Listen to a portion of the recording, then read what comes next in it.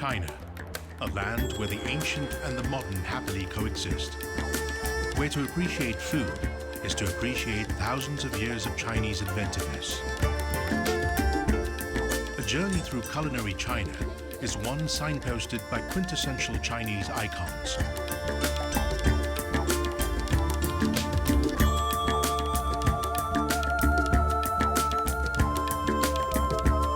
And the people who proudly keep these legacies alive. It is a journey into the heart and soul of China.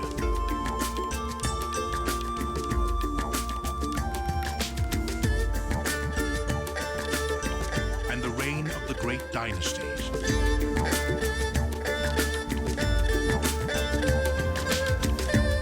It is a journey of revelation into the origins of some of the most endearing symbols of Chinese culinary culture.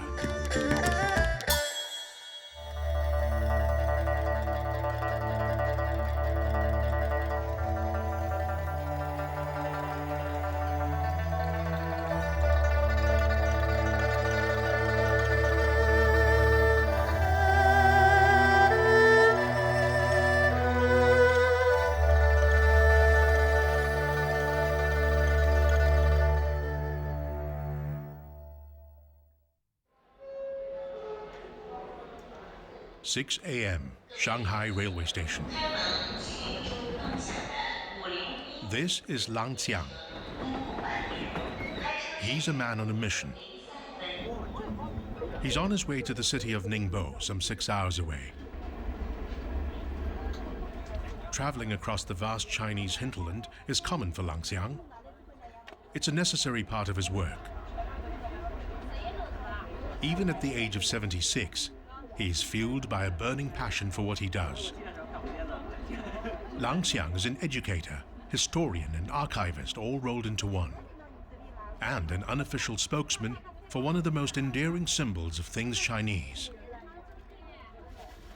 But he's mostly an avid collector of this ubiquitous item, something so commonplace it is often not even given a second thought, except by true aficionados like Lang Xiang.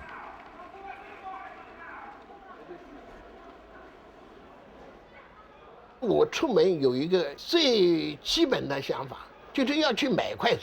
为什么呢？因为比方说我到成都啊，到甚至于到香港，甚至于到韩国，我都去买筷子，因为我要收藏筷子嘛，必须要把世界各地的筷子能够买到的，就尽量能够买回来。Lang Xiang has come to Ningbo's Fenghua County, an area known for its many plantations of bamboo.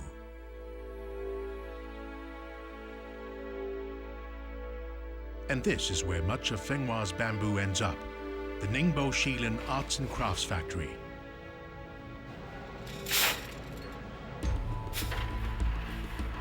This is a chopsticks factory. 60,000 pairs of chopsticks are produced every day. But this seemingly large number cannot meet even the local demand, let alone satisfy international needs. So factories like this work round the clock. While some of the chopstick manufacturing process is automated, it is still a mostly labor-intensive endeavor to produce the more than 100 designs of chopsticks churned out here. The 400 workers at this factory are Lang Xiang's audience today. He's been invited to give them some background about the little bamboo sticks they make, day in, day out. 各位工人同志们，世界上所有用筷子的国家，都是由我们中国传过去的。啊，我们中国的筷子呢，已经走向全世界。The factory manager believes that knowing the importance of what they produce to Chinese culture will help them become more effective and dedicated workers. 筷子呢，它是一个文化，有很深的文化，跟我们中国人几千年下来一直使用过来，或者乃至今后还是一直会用得更好。全世界有多少人使用筷子？然后呢，又没有人好好的去宣传筷子，去理解筷子它的整个应用，它的优点在哪里。With interest in things Chinese growing, Langxiang feels it's time for the Chinese themselves to learn more about chopsticks, its origins and history, so they too can actively keep this unique part of China's legacy alive. 我们中国有4大发明，火跃啊、造纸啊，那么有4大发明。实际上，这个筷子呢，是我们中国的第5大发明。这个筷子用起来Over 200,000 years ago, one of the earliest inhabitants of China, Peking Man, began to wrap pieces of food in bowls of mud and cook them over fire. To prevent the food from being burnt, he would use twigs to turn the mud balls over. Then the same twigs would be used to pry open the mud balls and expose the food within. Food cooked in boiling water was also retrieved using twigs. These early uses of twigs as extensions of fingers evolved over time to become the earliest prototypes of modern-day chopsticks.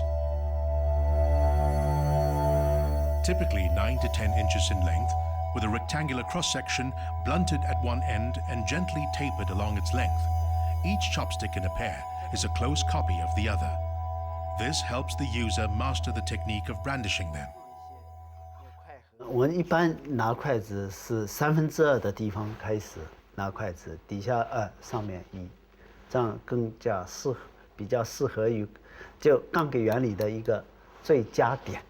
我用毛笔的手是这样的手指，然后把那根扳下来，底下不动，扳下来，用一根铅笔的手指，所以在拿当中就底下不动，上面动。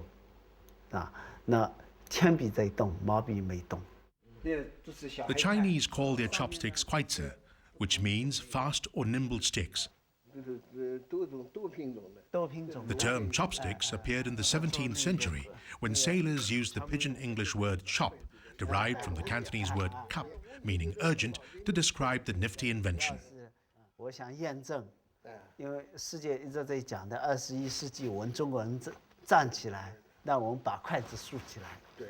以前放筷子都平放着，今后我们把筷子给竖起来。Chopsticks, one of China's great inventions, are more than just eating utensils. Like their unofficial ambassador Langxiang, chopsticks carry the message of Chinese pride in their culture, history, and aspirations. Langxiang has been collecting chopsticks for over 25 years. From large ones to some of the smallest around. In 1988, he set up China's first museum of chopsticks. With over 2,000 pairs in his collection today, the museum is Langxiang's way to share his passion with others and something to leave to posterity. 我收藏的目的也是这样，弘扬中文化就是要保存2种，一种要保存实物。另外呢，就从实物中间进行研究，它的历史、它的发展、它的变化，那么如此等等。In the 3,000 years since its invention, chopsticks have taken many forms, though the basic principle has remained almost unchanged. The earliest chopsticks were fashioned of wood and bamboo. During China's Bronze Age, between 2,000 and 771 years BC, metals such as iron, bronze, and even gold were used to make chopsticks. The tyrant King To from the Shang dynasty of that time had his craftsmen make chopsticks out of ivory, a cruel choice of material that nonetheless produced exquisite utensils.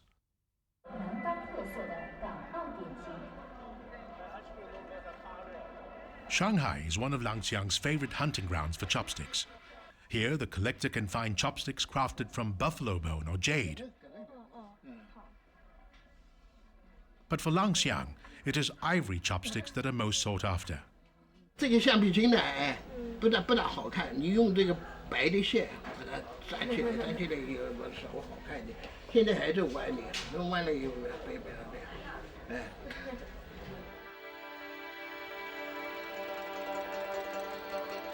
，Langxiang enjoys scouring the streets like a tourist,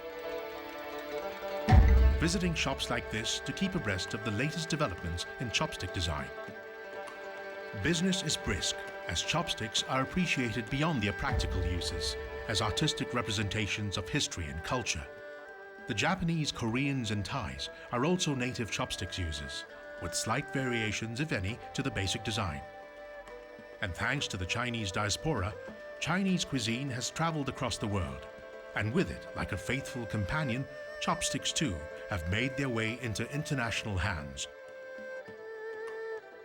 因为欧美国家有这么一句话：世界上只要有人的地方就有华人，有华人的地方必须有华人的餐馆，啊，中国料理、中华料理，有中国餐馆的地方一定有筷子，啊，所以我们用这个筷子呢，随着我们中华料理走向世界各地。 Every day, in households across China, families and friends gather round dining tables for their meals. With chopsticks in hand, they pick up morsels with dexterity. Chopsticks, it seems, are especially useful for grabbing food that would challenge other utensils. Grains of rice, fish, vegetables and meat swirling in steaming hot soup, they're all dispatched with ease into hungry mouths.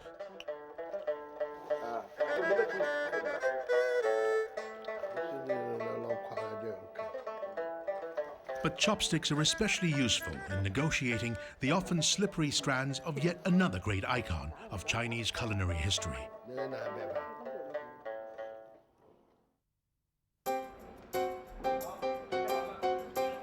Noodles showed up on Chinese menus at least 5,000 years ago.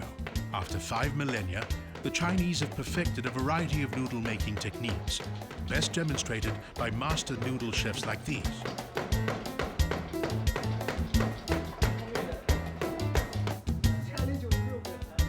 With just the right proportion of water and flour, dough is prepared. From this, a common variety of noodles, hand-pulled noodles, is made.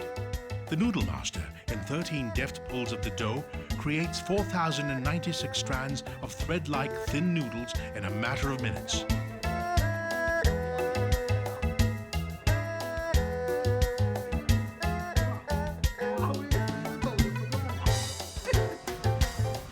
To watch a noodle master at work is to appreciate the skill and precision needed to create different types of noodles. Whether it's to make a single unbroken strand like this, or to use chopsticks to shave a plate of dough into short strands, it can only be done with years of patient practice. The flying dagger method of making sliced noodles arms the chef with a flat piece of metal. To attain the rank of noodle master, one has to slice a lump of dough into 6-inch-long noodles, sending them flying into a container. 刀削面这个标准啊，它要求也是相当严格的。比如说吧，平时我们考核，它特级是在220刀以上。我们比赛的时候，当然也有个容器，必须在这1分钟之内，200多刀，必须面条全部落入这个盘中。如果要是掉一根的话，当然也得扣分啊。 The ultimate test for a noodle master is to do what he does blindfolded. It's a true demonstration of a noodle chef's mastery and never fails to thrill audiences the world over. But this showy, flamboyant performance belies the humble origins of flying dagger noodles. It was an origin born of necessity many centuries ago. According to folklore, this happened in the 13th century when the Mongolians ruled China. The occupiers were mindful of a violent Han Chinese uprising, so the use of knives was restricted. Wanting to slice dough into noodles, an old man went in search of a knife to borrow when he stumbled upon a flat piece of metal. It inspired an idea that would become part of Chinese culinary lore. Taking the piece of metal home, he instructed his wife to use it to slice dough into noodles. Moments later, the first ever bowl of flying dagger noodles was served. Today, some hundreds of millions of servings later, noodles are a popular staple amongst the Chinese. They're especially popular in the northern provinces, where the winters are long and cold. Food is eaten quickly while it's still hot. A bowl of noodles and piping hot soup, with side dishes of meat and vegetables, goes a long way to keeping the winter chills at bay.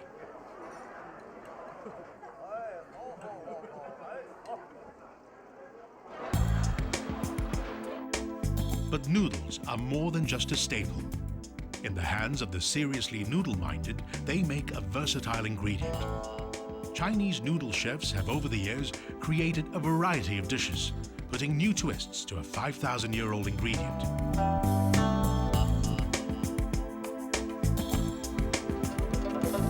The most creative noodle chefs seem to come from one province in particular, Shanxi, in China's northwest. Using all manner of technique, method, machinery, and equipment, these chefs knead, pull, stretch, press, roll, twist, fry, and boil dough into a variety of noodle types. At last count, the people of Shanxi have 280 dishes in their repertoire of noodle cuisine. This culinary eloquence with noodles has both a geographical and historical basis.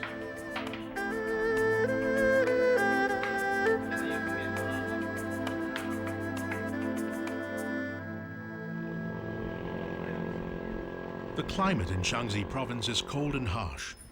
Rustic agricultural panoramas like this belie Shanxi's reputation as China's coal warehouse, with coal fields covering 65,000 square kilometers of the province. But Shanxi is also blessed with fertile soil, suitable for the cultivation of climate-friendly wheat, corn, and beans, the stuff of noodles. No surprise then that in households across Shanxi, this would become the most popular staple. 山西吃面条的这个历史非常悠久。那我们本身是农业省份，那么80%的人口呢是农业人口，他们日出而作，日落而息，那么需要的劳动力比较付出的劳动比较多，所以那么要以粮食，面食为这个主食。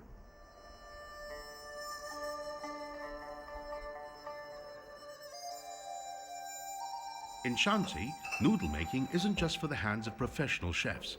In the provincial capital, Taiyuan, 55-year-old Madame He is a homemaker.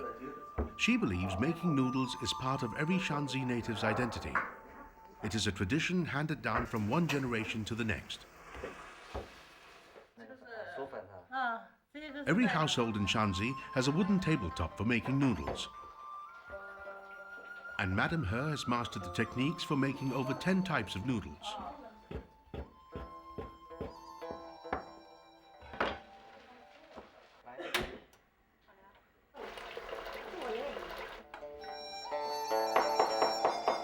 Most of today's Chinese noodles come in long strands, whether thin, round, or flat.